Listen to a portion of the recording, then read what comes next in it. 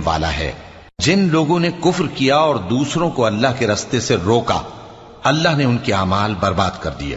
اور جو لوگ ایمان لائے اور نیک عمل کرتے رہے اور جو کتاب محمد صلی اللہ علیہ وآلہ وسلم پر نازل ہوئی اسے مانتے رہے، اور وہ ان کے پروردگار کی طرف سے برحق ہے کہ جس نے ان کے گناہ دور کر دیے اور ان کی حالت سنوار دی۔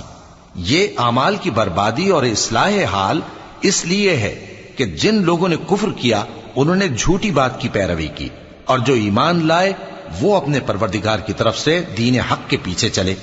اسی طرح اللہ لوگوں سے ان کے حالات بیان فرماتا ہے۔ پس جب تم کافروں سے بھیڑ جاؤ تو ان کی گردنیں اڑا دو، یہاں تک کہ جب ان کو خوب قتل کر چکو تو جو زندہ پکڑے جائیں ان کو مضبوطی سے قید کر لو، پھر اس کے بعد یا تو احسان رکھ کر چھوڑ دینا چاہیے یا کچھ مال لے کر، یہاں تک کہ فریق مقابل لڑائی کے ہتھیار رکھ دے۔